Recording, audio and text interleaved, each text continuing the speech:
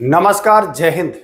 आइए बिहार पुलिस के लिए एक अत्यंत ही महत्वपूर्ण टॉपिक जिसका नाम है पंचायती राज व्यवस्था। इसमें हम लोग बिहार से जुड़े हुए भी पॉइंट देखेंगे और केंद्र से जुड़े हुए पॉइंट तो देखेंगे ही। इस वीडियो को देखने के बाद पंचायती राज से ये मान लीजिए कि प्रश्न आपका नहीं छूटने वाला है एग्जाम में। आप अगर एग्जाम दे रहे हैं तो पंचायती राज टॉपिक आपका कंप्लीट होना चाहिए। अगर नहीं करते हैं तो 1 अंक आपका नुकसान निश्चित होगा।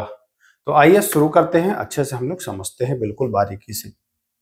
देखिए यह प्रश्न, यह जो वीडियो रहेगा ये ऑब्जेक्टिव क्वेश्चन नहीं इसमें रहेगा, इसमें सब्जेक्टिव रहेगा। चीजों को आपको बताना है ना। ऑब्जेक्टिव के माध्यम से भी बताया जा सकता है, लेकिन यहां से आप आसानी से इसको सीख पाएंगे। आइए हम लोग देखते हैं क्या है इसमें विशेषताएं।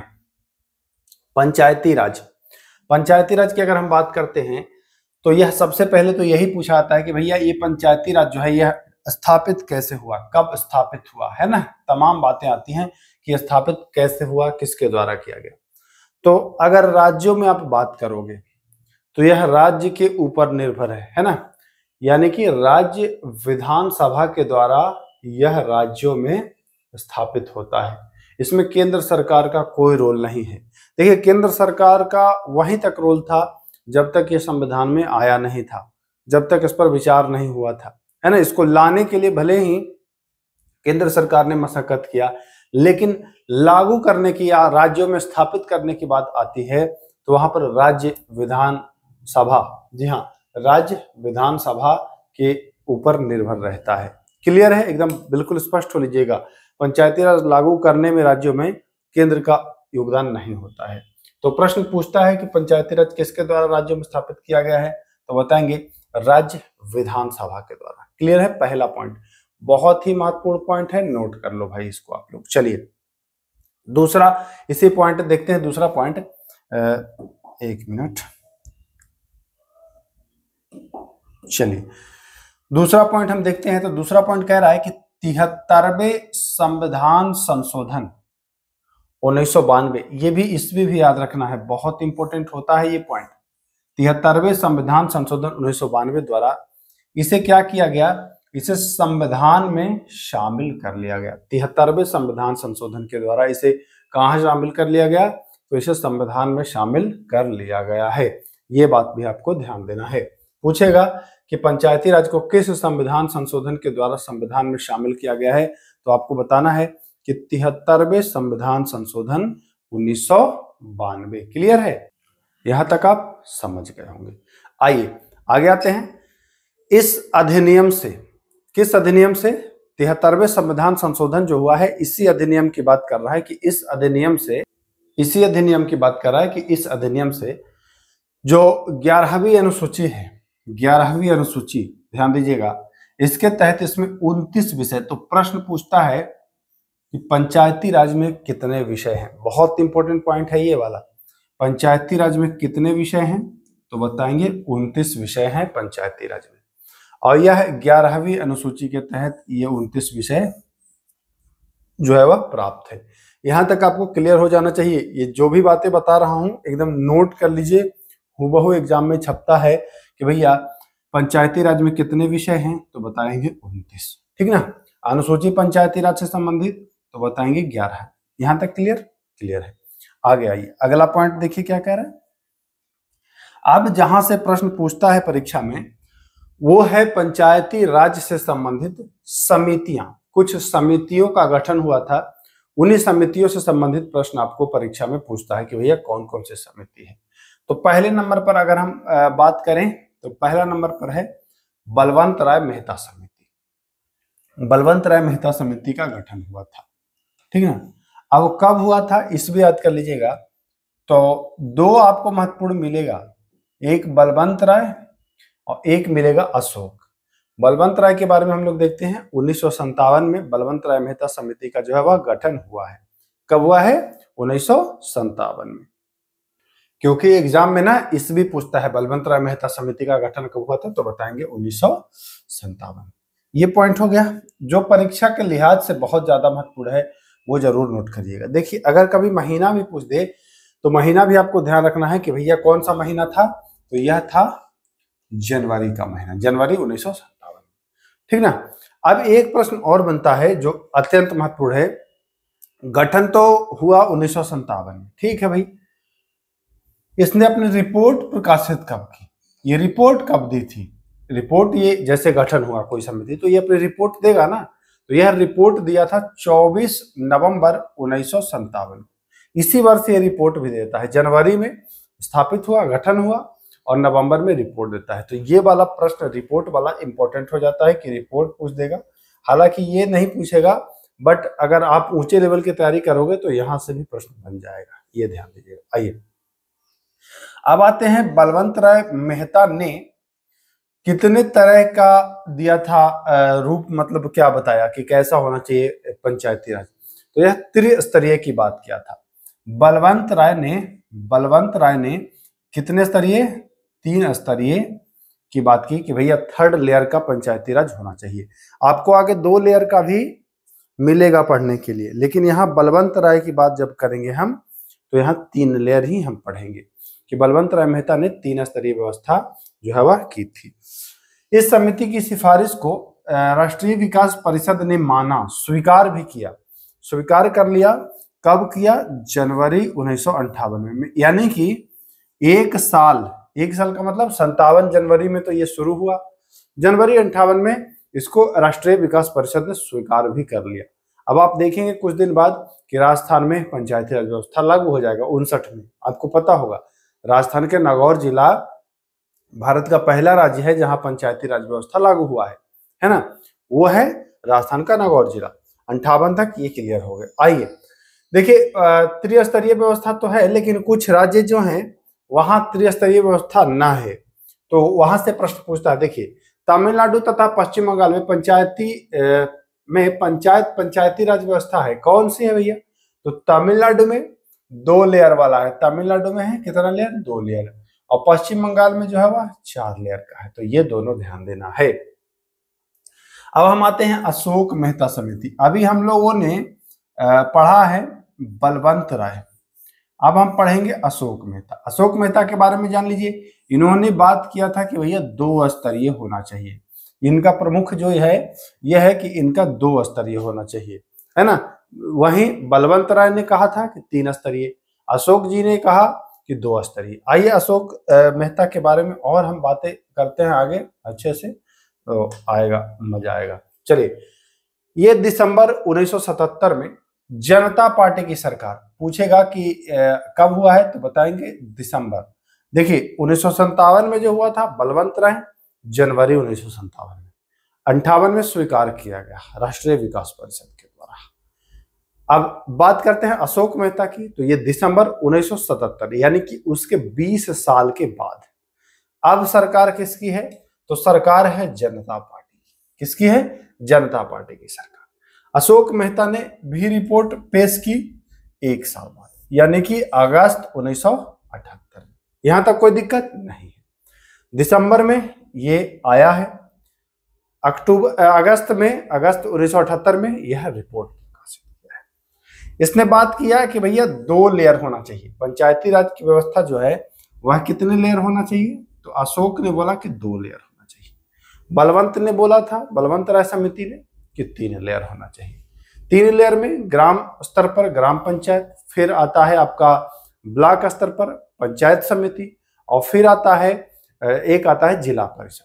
3 आता है ना, ग्राम पंचायत, पंचायत समिति और जिला परिषद। ये था बलवंत राय। बाकी अशोक राय ने 2 लेयर की बात की।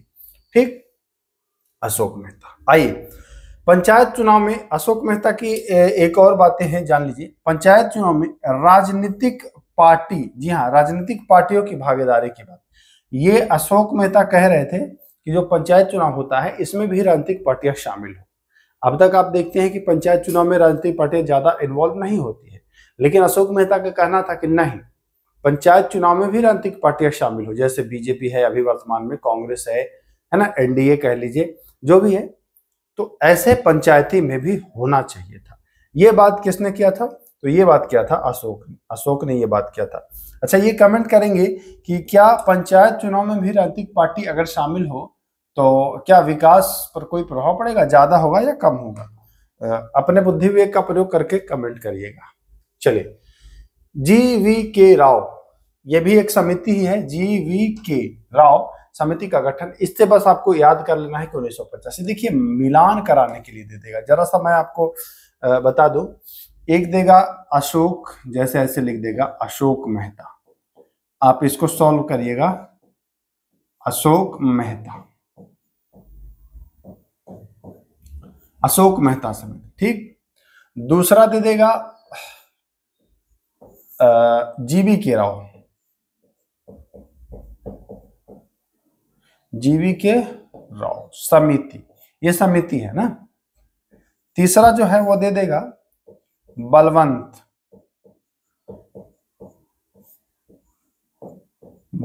राय, और चौथा दे देगा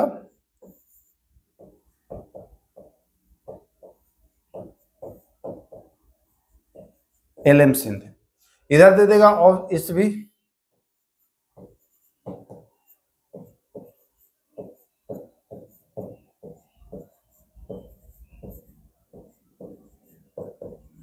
ये ऐसे मिलान कराने के लिए देता है एग्जाम में कि इनको सही सुमेलित करें।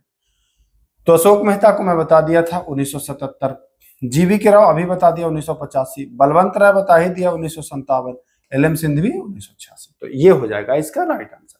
LM सिंधवी समिति आप देख रहे होंगे, LM सिंधवी समिति 1986, ये भी ईस्वी याद रखिएगा, LM सिंधवी 1986, वही GV.K. राव 1985, इसके ठीक एक साल बाद ऐसा हुआ था, ठीक।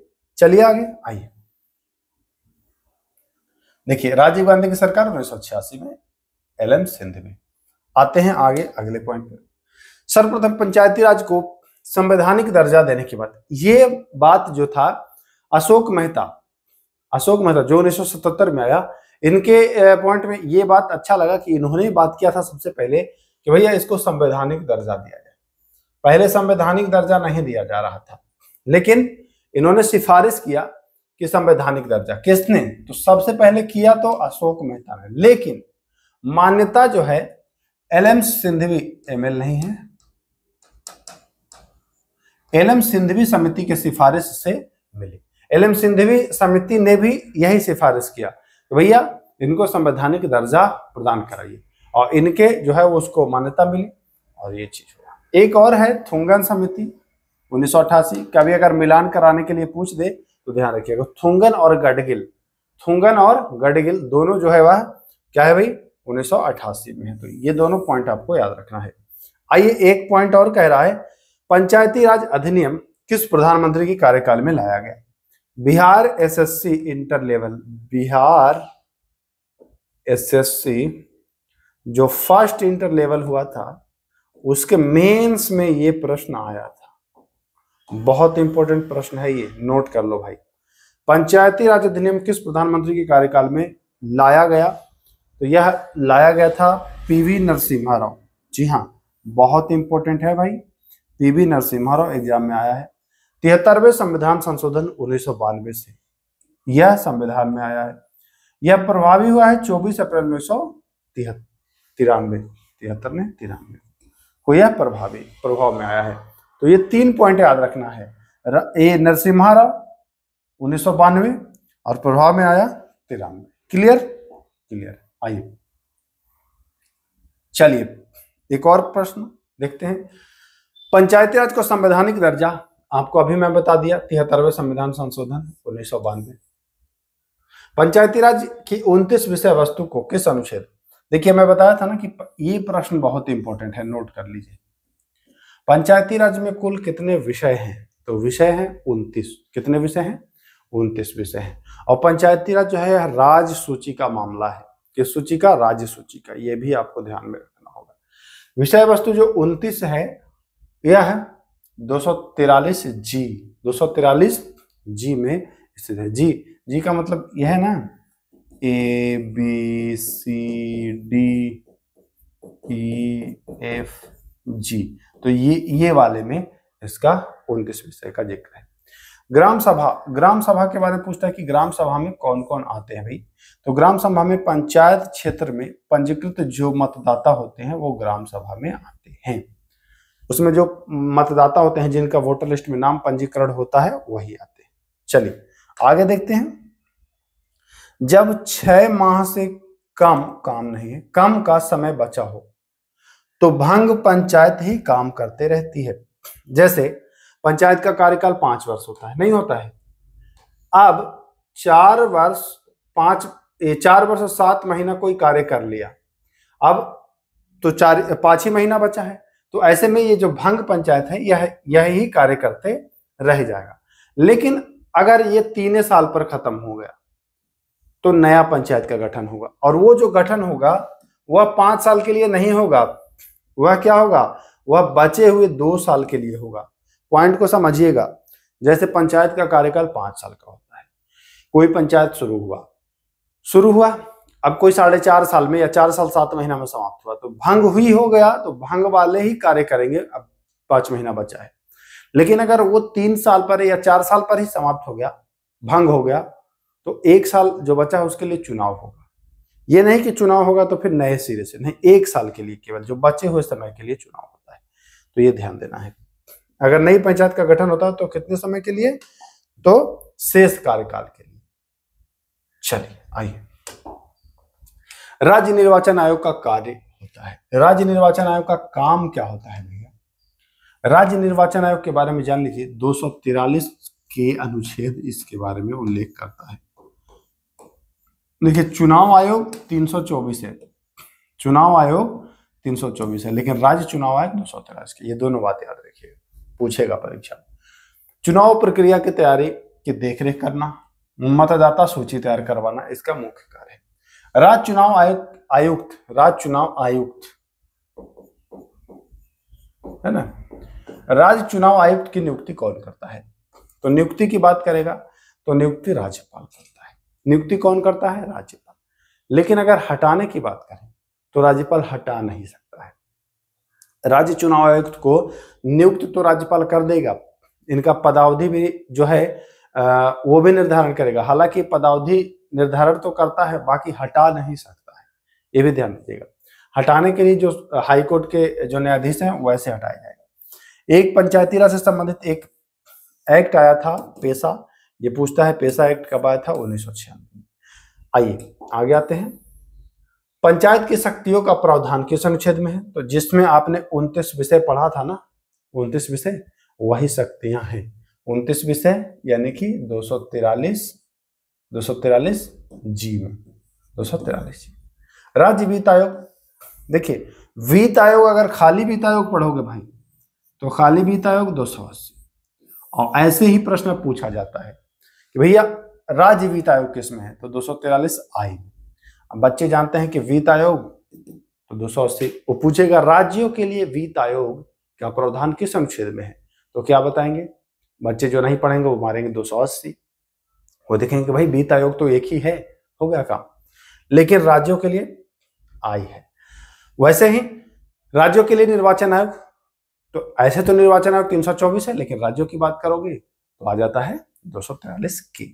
तो ये भी आपको ध्यान देना है। आइए देखिए, राज्य चुनाव आयोग 243 की। पंचायती राज संविधान के किस सूची में? राज्य सूची में, पहले ही कहा चुका हूं। देश का पहला राज्य जहां पंचायती राज, तो 2 अक्टूबर 1959 को राजस्थान का नागौर जिला, और पंडित जवाहरलाल नेहरू ने इसको शुरुआत कराया था। ठीक ना, तो ये पॉइंट याद रखिएगा। किसने? पंडित जवाहरलाल नेहरू। ये पॉइंट आपको ध्यान रखना है।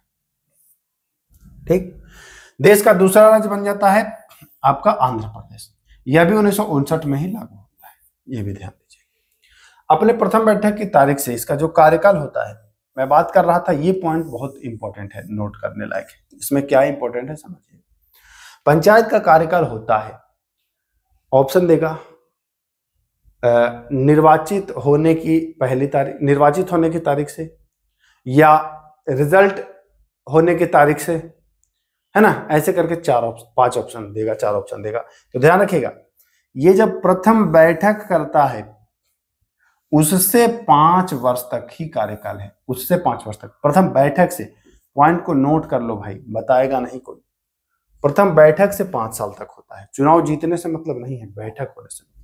आइए, पंचायत चुनाव कराने के लिए जो है राज्य निर्वाचन आयोग जिम्मेदार होता है। अब इनको हटाया जाएगा, उच्च न्यायालय के जो न्यायाधीश को जैसे हटाते हो मैं बता चुका हूं। अब इससे संबंधित कुछ अनुच्छेद हैं जो आपको ध्यान देने हैं। 243A ग्राम सभा पूछता है। ग्राम सभा, देखिए ग्राम पंचायत का गठन, एक अनुच्छेद आप 40 भी पढ़े होंगे जब आप राज्य के नीति तत्व पढ़ रहे हैं, तो उसमें अनुच्छेद 40 ग्राम पंचायत का गठन आप पढ़ते हैं। लेकिन यहाँ ग्राम सभा कहता है, अनुच्छेद 243A है ग्राम सभा। पंचायत का जो संविधान बना है वह है 243B। इसका जो पंचायतों का गठन की अगर बात करें तो यह है 243C में। इसका सीटों का जो आरक्षण की बात करोगे तो डी में। देखिए बिहार ऐसा राज्य है जहां 50% महिलाओं को आरक्षण दिया है, पहला राज्य है बिहार पंचायतों में 50% महिलाओं को आरक्षण देने वाला। तो ये किस अनुच्छेद के तहत है? 243D के तहत ये मिला है। क्लियर है? आइए बिहार भारत, देखिए यही तो बात कर रहा था मैं। पंचायत चुनाव लड़ने के लिए न्यूनतम 21 साल और मत देने के लिए 18 से जा नहीं रहे। ग्राम पंचायत के सदस्यता हेतु लड़ने के लिए नहीं, सदस्यता होना है तो 18 वर्ष। ग्राम पंचायत की बैठक जो है यह दो बार एक वर्ष में अनिवार्य है। इतनी बातें हैं जो पंचायत से संबंधित है। मैं उम्मीद करता हूं ये सारे पॉइंट आपको आपने नोट कर लिया होगा, इसको आपने देख लिया होगा।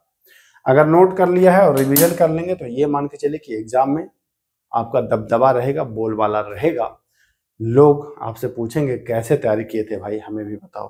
तो आप यही सब चीज बताइएगा कि भैया ये सब टॉपिक पढ़ना है ना। तो चलिए फिर मिलते हैं। नमस्कार, जय हिंद।